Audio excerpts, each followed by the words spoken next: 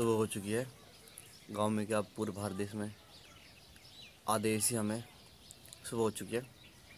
तो सभी को सुबह की शुभ प्रभात। सभी को पहली प्यारी और सूरज की किरणों से जो पहली झलक है वो आप सभी को दिखा देता हूँ। सूरज निकल के आया सुबह सुबह। तो मैं गांव की सुबह दिखा रहा था आपको कि गांव में सुबह कैसी होती है।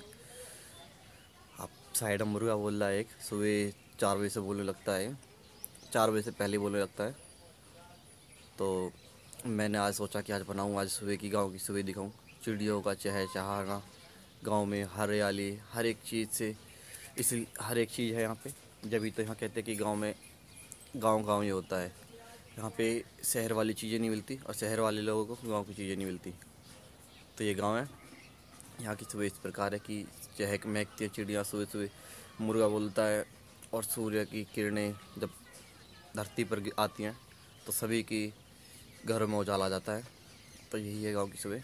तो चलिए आगे और कुछ दिखाते हैं। फिलहाल में गांव की सुबह दिखाते हैं। देखो, आपने सुना होगी मुर्गी की आवाज़। मुर्गा सुबह सुबह बोलने लगा। हाँ, आसपास ही कहीं है, बस दिखाई नहीं दे रहा, पर हाँ मुर्गा बोल रहा है। एक मुर्गा आया पूरे गांव में, वही बोलता है। चलो मिलते हैं फिर आगे।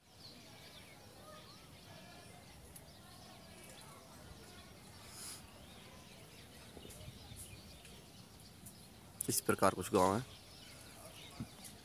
ये हमारी नीम है, हमारे घर के पास नीम लगी हुई है।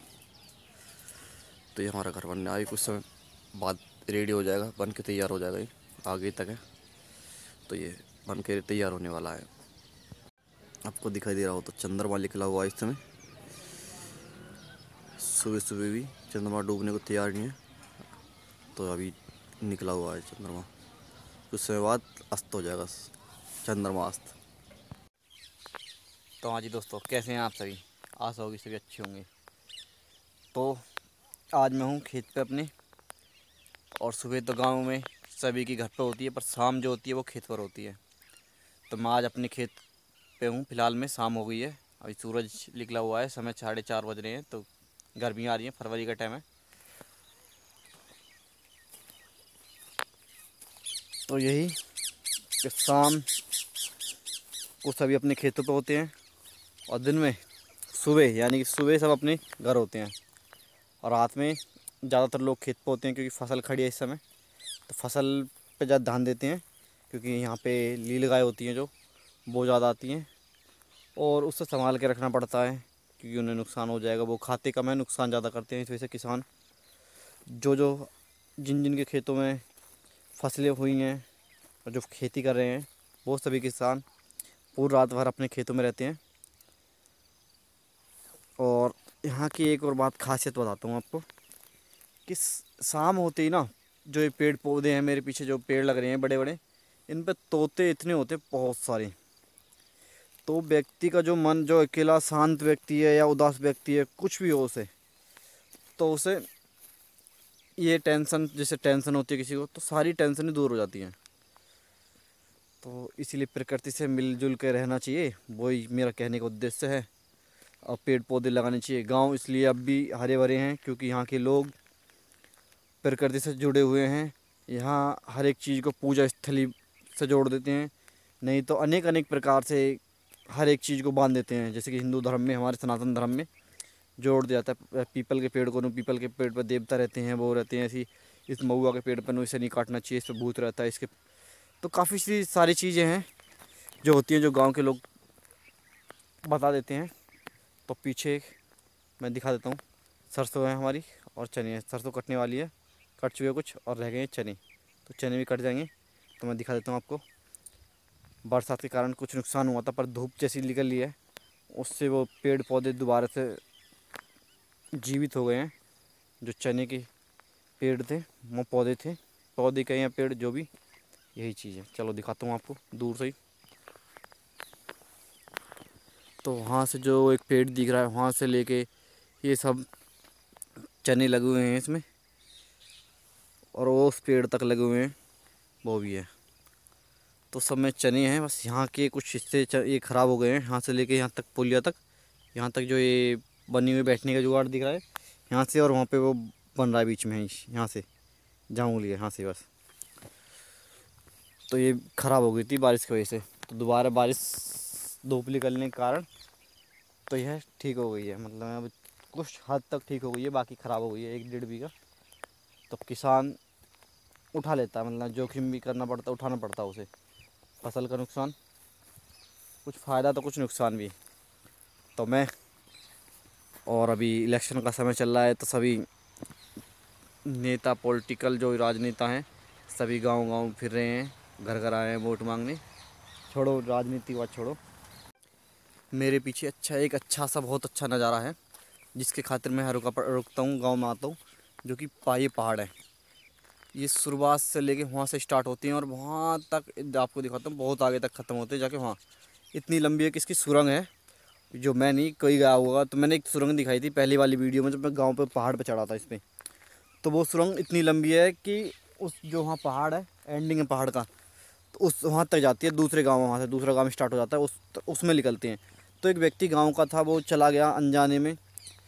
तो जाने के बाद वो काफ़ी दिन अंदर रहा, तो मौत मतलब मैं पता नहीं कैसे बचा, पर वो अंदर पहुँच चुका था इसके। जैसे कि मुझे जब मैं गांव में पूछा मैंने कि गुफ़ा कैसी है क्या नहीं, तो लोगों ने कुछ कहानियाँ बताई। अब फिर इसलिए लोग बाग कहानियाँ बना देते हैं लंबी लंबी कि गुफ़ाओं में मत जाना, वहाँ जंगल हैं, से उसमें गुफ़ाओं में शेर हैं, कुत्ते हैं वगैरह, जंगली कुत्ते हैं, भेड़ियाँ हैं। इस वजह से जिससे कि कोई उतरे गुफ़ाओं में तो वो जोखिम में ना पड़े, वो जाए ना ज़्यादा दूर। वो ऐसा है ना कि यहाँ से चढ़ने की जगह यहाँ से सिर्फ अंदर जा सकते हैं, और जो दूसरा गांव है वहाँ से निकलने की जगह है बस गुफ़ा की। तो अब तो लोगों ने, जो यहाँ के लोग रहते हैं, उन्होंने सब बंद कर दिए हैं गुफ़ाएँ जितनी थी, बस थोड़ी थोड़ी खुली हुई हैं, जैसे कि कह सकते हैं 1-1 फुट के। तो कोई जाएगा नहीं वैसे भी 1 फुट के देख के। तो मैं भी गया था, तो दिखाया था मैंने आपको उस वीडियो में कि गुफ़ाओं में हम तो जा सकते हैं पर यहाँ से निकल नहीं सकते। इसलिए मैं गुफ़ा के अंदर नहीं गया, क्योंकि बहुत छोटा सा रास्ता है गुफ़ा का, और जो बड़ा था वो बंद कर दिया गया है। और मेरे फ़ोन का थोड़ी सा कैमरा अब गंदा हो चुका है, वो टूट चुका था एक दिन गिर के, जब भी काम कर रहा है सेल्फ़ी कैमरा। तो मैं इससे ही वीडियो बना रहा हूँ, शूट कर रहा हूँ।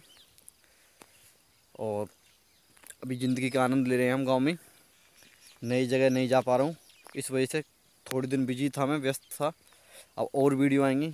खैर मेरे इतने तो व्यूअर्स नहीं हैं, ना ही इतने सब्सक्राइबर हैं कि जो मेरी वीडियो का इंतज़ार करेंगे, और ना ही मैं अपनी वीडियो में कुछ ऐसा बेहतरीन दिखाता हूँ जिससे कि मेरे सब व्यूअर्स हैं वो मेरी वीडियो का इंतज़ार करें।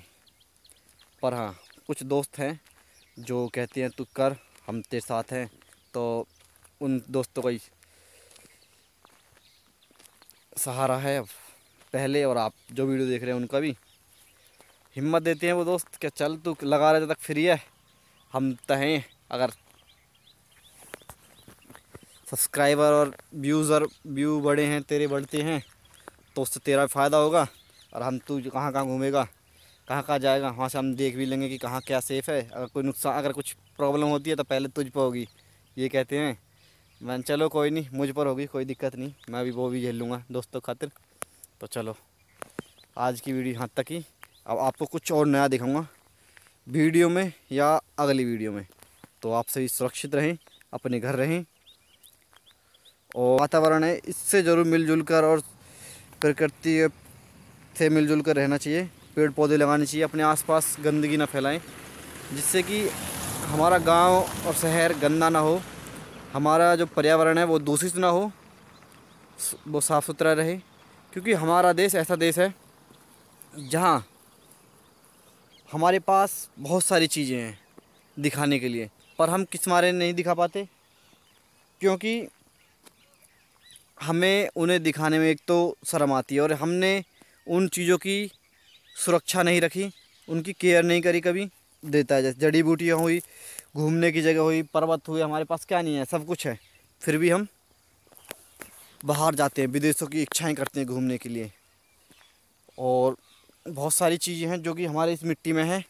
वो मेरा उद्देश्य यही है वीडियो के माध्यम से कि मैं हर एक चीज़ को उस चीज़ को दिखाऊं अब तक जो इस समय ख़त्म होते जा रही हैं। क्योंकि जो ख़त्म होते जा रही है वो सिर्फ गाँवों में मिलेंगी, और गाँवों में यानी कि बहुत पुराना जो बहुत पिछड़ा एरिया हो वहीं जाके मिलेंगी। तो मेरे पीछे पेड़ दिख रहे हैं, तो ये पेड़ भी अब शहरों में जो कि यहाँ हैं पूरे शहर में ख़त्म होते जा रहे हैं धीरे धीरे, सिर्फ गाँवों में मिल रहे हैं पेड़। क्योंकि जैसे जैसे जनसंख्या बढ़ रही है तो जनसंख्या के हिसाब से सबकी आवश्यकताएं भी बढ़ रही हैं। इसी कारणवश तो लोग बाग इन पेड़ों को काट रहे हैं और सरकार भी इन चीज़ों में सहयोग दे रही है फिर, क्योंकि उनके हमारी जो कि आर्थिक स्थिति है उसको सुधारने के लिए। और काफ़ी चीज़ें हैं रोज़मर्रा की ज़रूरतों के हिसाब से, हर एक हमारे जो हमारे लिए लाभदायक है उन्हें नष्ट करके हम उन चीज़ों की तरफ जा रहे हैं जो हमारे लिए लाभदायक नहीं है, परंतु वो ज़रूरी है हमारे लिए, क्योंकि वो दैनिक उपयोग में आती हैं। इसलिए इन चीज़ों का विनाश हो रहा है। चलो कोई नहीं, और सभी सुरक्षित रहें, मैं तो यही कहूँगा। और घूमने का शौक़ रखें, क्योंकि हमारा देश बहुत सुंदर देश है और हमारे देश के लोग भी बहुत सुंदर हैं। तो आप मिलें हर किसी से, और बच्चों से ज़्यादा मिलजुल कर रहें, क्योंकि बच्चे आजकल पढ़ाई के बोझ के कारण वो सिर्फ फ़ोनों में लग रहे हैं, फ़ोन में गेम्स खेलते हैं। उन गेम की लतों को छुड़ा के आप प्रकृति की लत लगाओ उन्हें, कि जिससे कि नेचर की तरफ चलें वो, ना कि फ़ोन एक अपनी जगह सही है, पर उसे ज़्यादा यूज़ करना या उसमें गेम खेलना और पूरे दिन चलना, तो देखा होगा जैसे कि पबजी खेलते हैं बहुत से, मेरे साथ के खुद खेलते हैं, मैं नहीं खेलता।